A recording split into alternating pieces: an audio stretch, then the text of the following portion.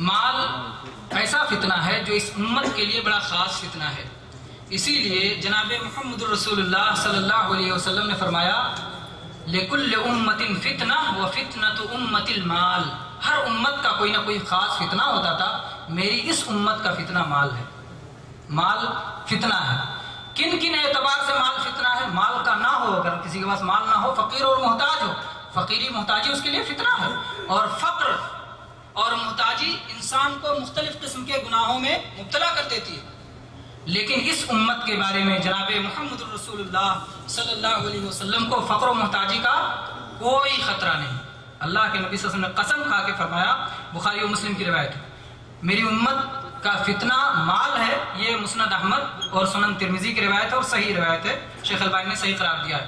اور یہ روایت جس میں اللہ کے نبی صلی اللہ علیہ وسلم نے قسم کھا کے فرمایا کہ مجھے اپنی امت کے بارے میں غریبی اور فقیری اور محتاجی کا ڈر نہیں ہے، بلکہ ڈر اس بات کا ہے کہ مال بہت پھیل جائے گا اور پھر لوگ مال حاصل کرنے میں ایک دوسرے سے مقابلہ کرنے لگیں گے.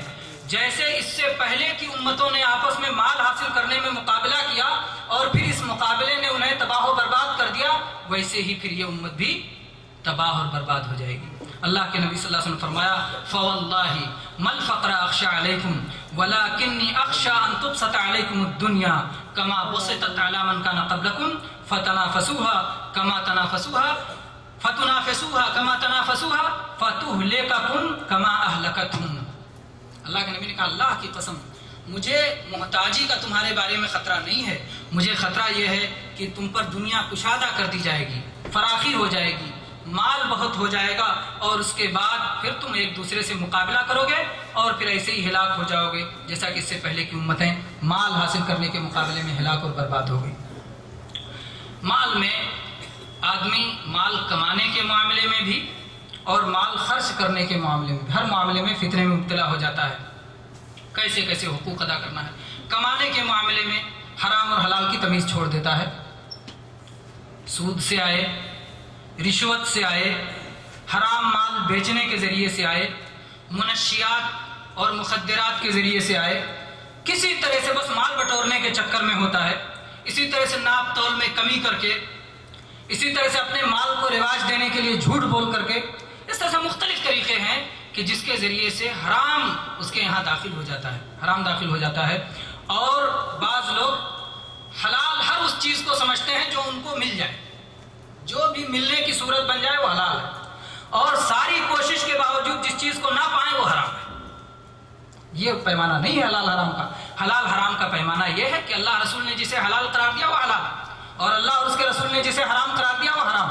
ہمارا اپنا پیمانہ اس معاملے میں نہیں ہے. اور اسی طرح سے مال اتنا بڑا فتنہ ہے کہ جب آدمی اس کے پیچھے دوڑنے لگ جاتا ہے تو صبح ہو شام ہو اس کی ساری سوچ صرف مال جمع کرنے کے لیے ہو جاتی ہے. کیسے مال آئے، کہاں سے مال آئے، کیسے بڑھا لیں، 2 2 4 کیسے کیا جائے، 4 4 8 کیسے کیا جائے، پورا حساب یہی رہتا ہے. اور اس کے بعد سب بھول جاتا ہے، سب کچھ جو اللہ کے اس کے اوپر حقوق واجب ہیں وہ سب بھول جاتا ہے اور مختلف جو ہے خطروں میں اپنے آپ کو ڈالتا ہے.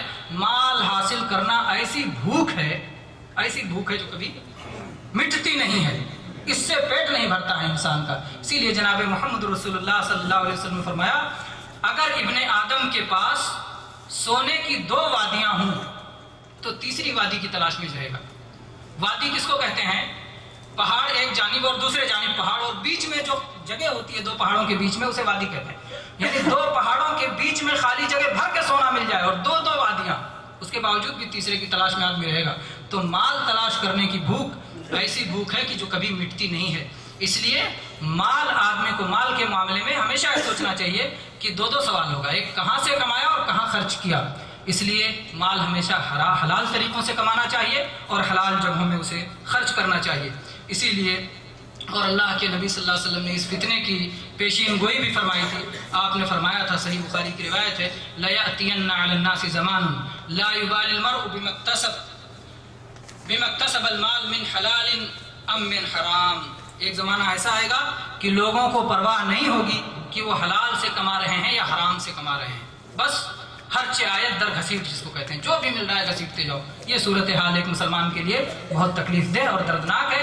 بلکہ کوشش یہ ہونا چاہیے کہ اللہ تعالیٰ نے جو طریقے حلال کیے ہیں انہی حلال طریقوں سے مال کو کمانا چاہیے اور اگر حلال طریقے سے آپ کماتے ہیں تو اللہ تبارک و تعالیٰ اس میں برکت کا سامان کرتا ہے، اور اگر آدمی حلال کو چھوڑ دیتا ہے، حرام کماتا ہے، تو حرام ہر جگہ اس کے لیے نقصان دہ ہے۔ اگر حرام وہ اپنے پاس رکھتا ہے تو اس میں برکت نہیں ہوتی، اگر حرام کھاتا ہے اور اس کے پیٹ میں حرام رہتا ہے اور دعا کرتا ہے تو دعا قبول نہیں ہوتی، اگر حرام کے ذریعے صدقہ دیتا ہے تو صدقہ اللہ کے ہاں قبول نہیں ہوتا۔ اس طرح سے ہر جگہ اس کے لیے یہ مال حرام نحوست ہی کا ذریعہ بن جاتا ہے، نحوست کا ذریعہ بن جاتا ہے۔